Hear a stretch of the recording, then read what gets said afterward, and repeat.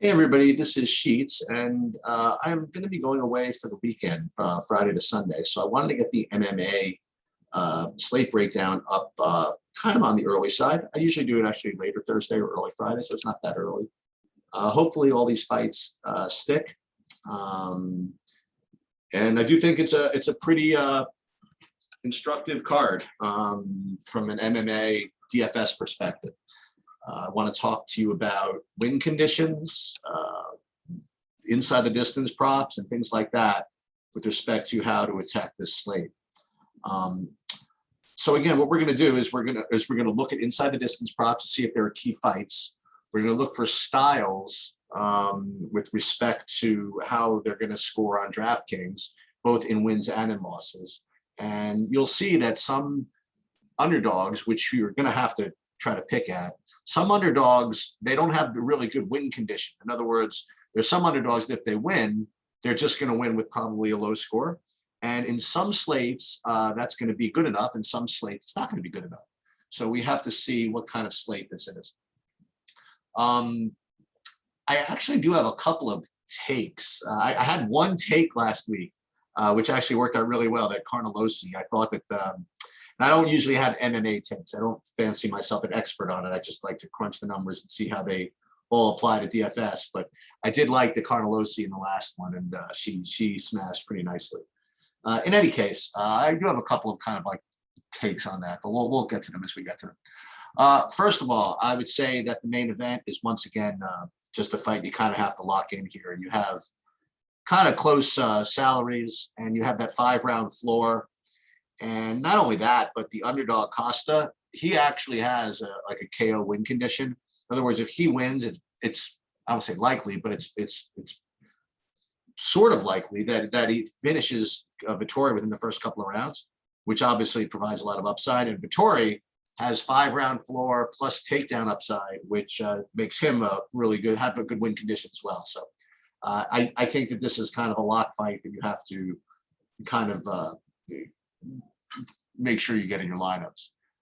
The next thing I want to do is I want to compare two similarly priced fighters with similar, I don't know, not exactly similar, but similar win odds to show the difference one over the other. I want to compare Grant Dawson with Sung Jung Choi.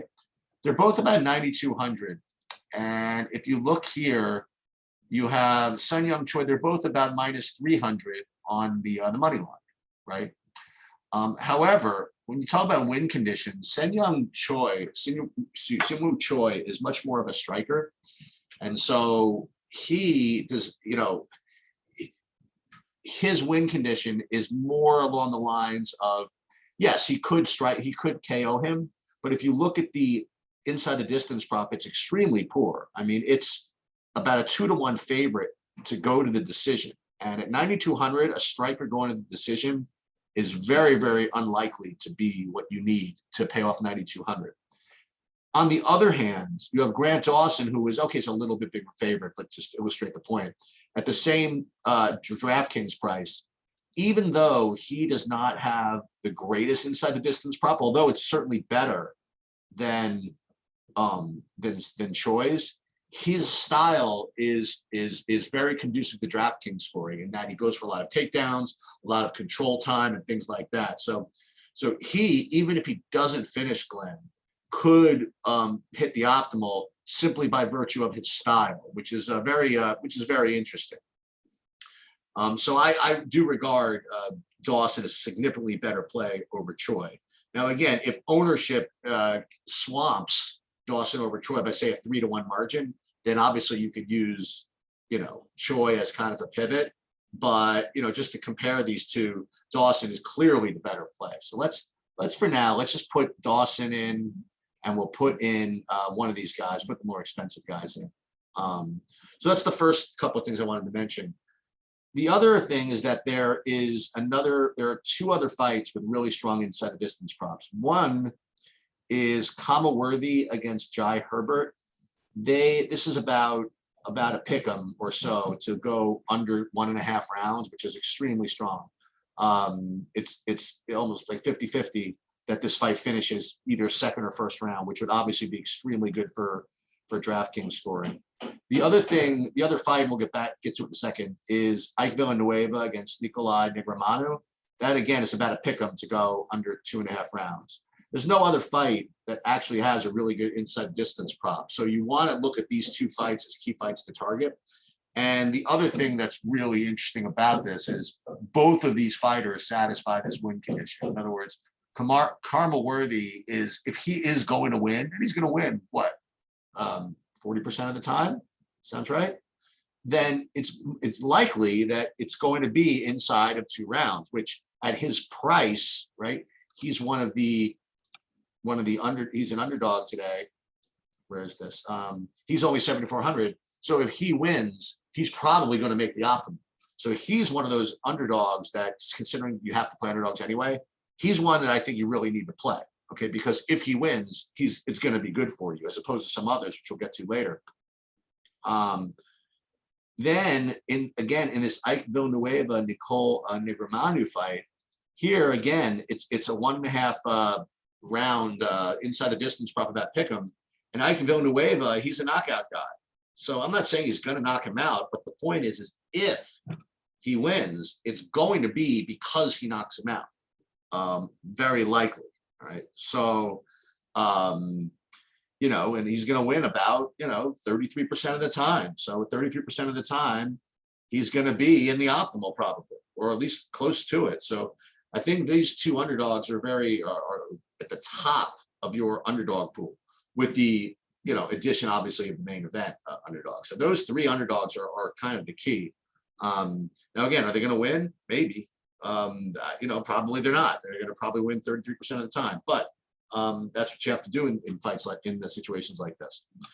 So now let's go through some of the other fights on the card. Another key fight that I want to target here is this Jung Young Park against Gregory Rodriguez fight. And it's not so much of the inside the distance prop, because you see that the inside the distance prop is not the greatest. I mean, it's not bad, but it's not the greatest. But the pricing is such that both these guys are around 8,100, and they both put out a lot of volume. So if you look at the projections, like on my site, on TrueDFS, you'll see that both these guys project pretty strongly. Just because even though there's not the greatest amount of knockouts in here, there is some, and at this price, 8K, one of them is probably going to get 80 fantasy points.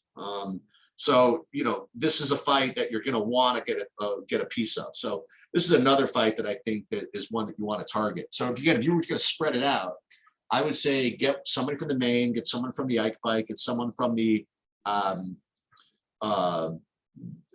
this fight, Rodriguez Park, and probably get someone from the Herbert Worthy fight. If you were going to spread it out, you get every combination of that and kind of fill in the rest.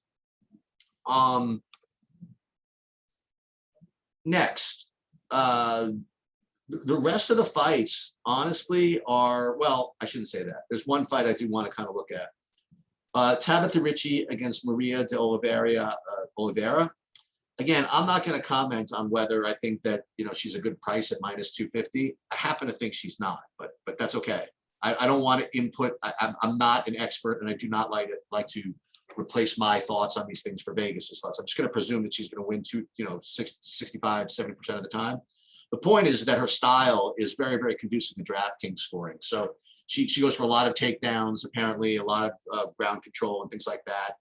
So if she wins, it's going to be a really good score, as opposed to, say, let's just take an example, Loriana Staropoli, who doesn't really have a good inside the distance prop and is not really a takedown guy. So you compare like Richie to Strapoli, Richie's going to be clearly a better play.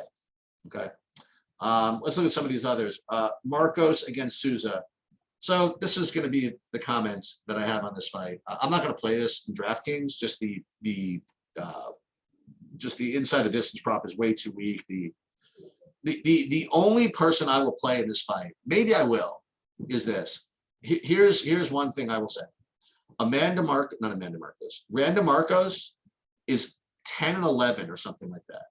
She has like a losing record in the UFC and is on a 4-fight losing streak.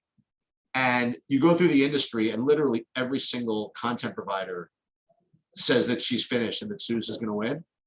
So why is she like only plus 110? So this fight screams trap. And from what I've heard, Marcos is a decent grappler.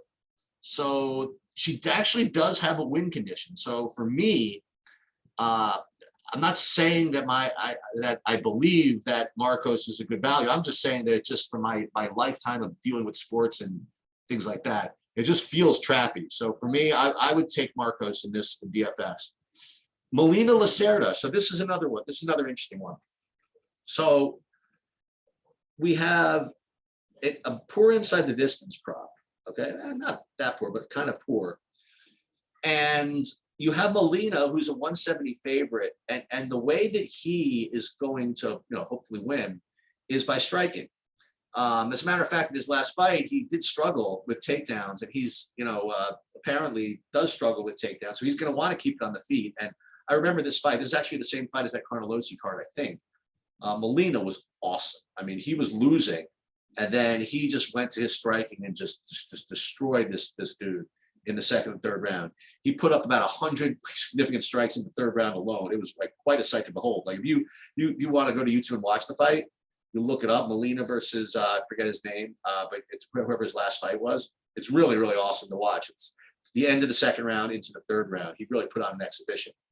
However, that's usually not the type of score that you're going to want at 8,700.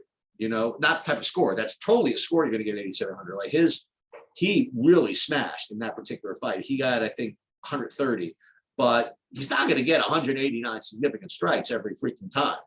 So I think that he is not exactly the greatest GPP play here. On the other hand, you have Lacerda, who is priced really, really favorably. He has he's 7,500. I don't know whether they list him as Lacerda or De Silva.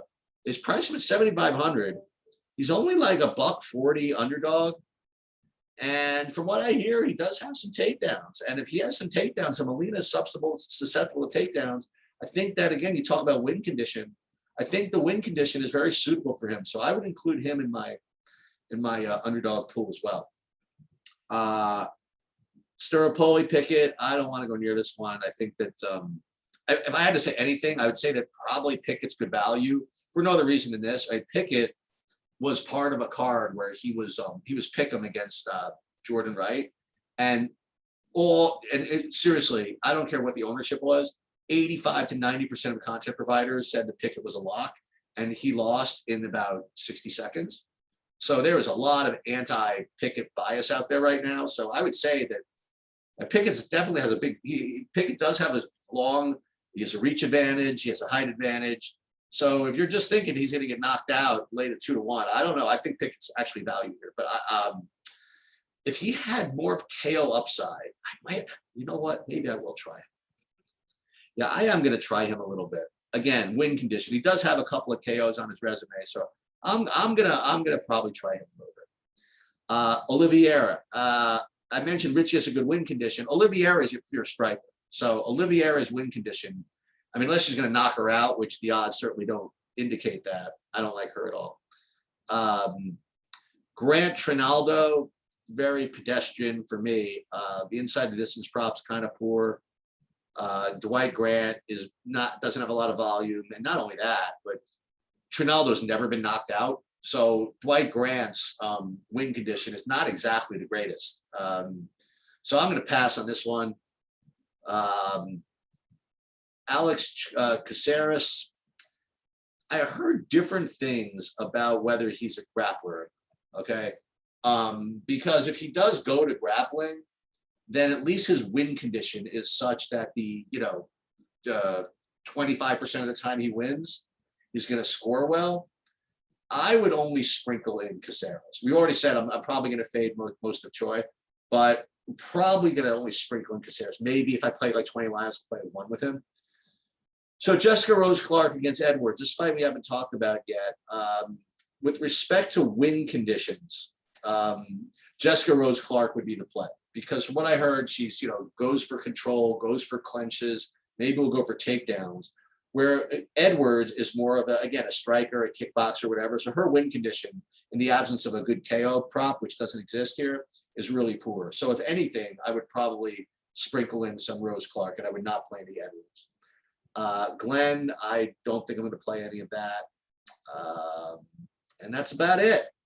So I've already given you kind of the key fights to kind of look for, and I hopefully this has helped. And I'm looking forward to the card. I don't think I'm going to be able to see it. Again, I'm out for the weekend, but I'm certainly going to play something and I'll follow it. Hopefully you guys do well and have a good weekend.